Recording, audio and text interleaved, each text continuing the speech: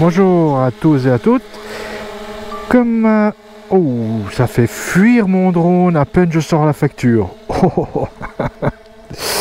Donc comme je vous avais dit, j'allais vous faire un petit compte rendu du service des 15 000 km sur ma KTM 1290 Super Adventure de 2021. Alors on va détailler tout ça. Travaux effectués, ça a duré 3,5 heures à 128 francs, ce qui donne un total de 448 francs.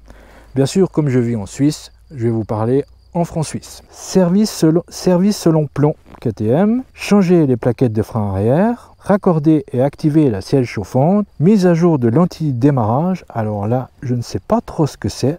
Si vous savez, si quelqu'un travaille chez KTM et il peut me renseigner là-dessus, c'est avec grand plaisir. Installation de la suspension pro.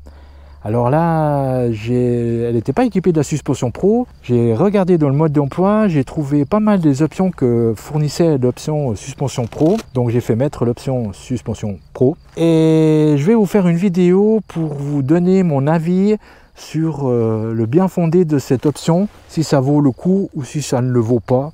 Si c'est intéressant, si c'est pas intéressant. Je vous expliquerai tout ça dans une autre vidéo. Contrôler la pression du carburant, équipement électrique, vérifier les disques de frein, les plaquettes de frein avant et arrière, contrôler l'état des pneus et de la pression, vérifier l'étanchéité de l'amortisseur et de la fourche, vérifier la chaîne, la couronne, le pignon et la tension de chaîne, vérifier le niveau de liquide de refroidissement au réservoir de compensation qu'on voit facilement sur le côté là, que moi ça bouge pas, ça reste tout au maximum. Vérifier les câbles et voir s'ils sont pas pliés. Réservoir de carburant déposé. Alors là, bonne question. Encore une fois, si vous arrivez à m'éclairer, c'est avec grand plaisir. Vérifier le jeu du palais à la tête de direction. Alors ça, j'ai déjà lu 2-3 fois sur des groupes qui avaient du jeu sur le clac clac clac clac clac clac comme ça. Moi la mienne elle faisait pas, vu qu'elle a été au garage, ils ont contrôlé, c'est très bien, tout le monde il est content. Remplacement du liquide de frein avant et arrière, ça va faire 2 ans donc elle y a eu droit. Vidanger l'huile moteur et remplacer le filtre à huile, nettoyage de la crépine. Nettoyage de la crépine, je sais pas si c'est courant, alors moi j'avais des motos assez anciennes où je pouvais faire moi les services, éventuellement aller chez un pote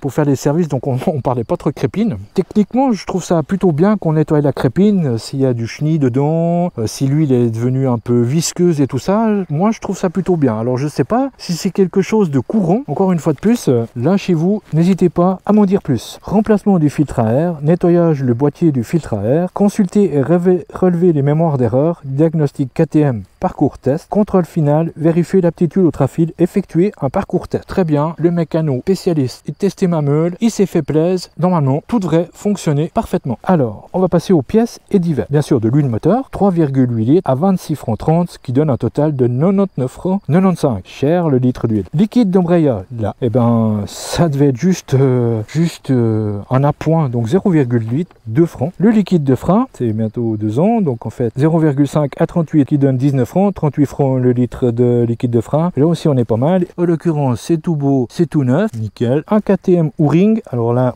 je sais pas où ils l'ont trouvé, où c'est qu'ils l'ont mis, je ne sais pas. Le joint de vidange, enfin le bouchon, joint de bouchon de vidange plutôt, soyons précis, 1 franc 50. Des plaquettes KTM Toshiba à 59 francs. Maintenant le cul de ma meule, il est connecté, parfait, freinage optimum. Entre nous, 59 francs, je trouve ça assez raisonnable. Passons à la... Alors je mets des post-it pour cacher un peu les marques du truc, mais bon, s'il y a des petits malins parmi vous, ils sauront très bien de quel coin je suis et puis dans quel garage j'ai été, hein, surtout chez un agent officiel. Alors, le filtre à air, 59 francs 60, le filtre à huile, 17 francs 35, la suspension pro que j'ai fait mettre, 321 francs 10, une certaine somme, bien, pas bien, on verra ça dans une prochaine vidéo. Le diagnostic, des ECU, 40 francs, là, elle s'est fait chatouiller les petites puces, c'est nickel, parfait. Le lavage, petite fourniture et taxe de recyclage, 19 francs. Donc, on arrive à un total de 1088 francs 10. Quand j'ai sorti ma carte, elle m'a facturé 1080 francs. En plus, il m'avait mis une moto à disposition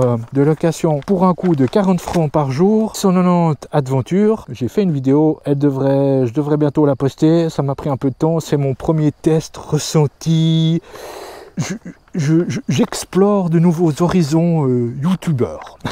Donc ils m'ont offert ces 40 francs que normalement ils demandent pour la location de la moto. Merci à eux, c'est très sympathique d'avoir fait ce geste. Donc je disais que la prochaine fois qu'elle va au garage, normalement c'est pour le service des 30 000 km. Vu que je roule à peu près 15 à 20 000 km par année et puis que j'en ai déjà fait 5 000 cette année, donc on devrait peut-être éventuellement faire le service de 30 000 km ou en fin de saison ou en début de saison l'année prochaine. Si c'est le genre d'information qui peut vous intéresser, eh ben je vous dirai le coût de ce service des 30 000 km, car il y a une subtilité. Je crois que le service des 30 000 km, il devrait faire super mal à mon porte-monnaie, car il y a un réglage de soupape à faire et il y a un démontage quasiment intégral de la meule. Alors je vous remercie d'avoir pris le temps de m'écouter. Je vous souhaite une bonne fin de journée. Roulez bien, soyez prudents et à bientôt. Merci à vous.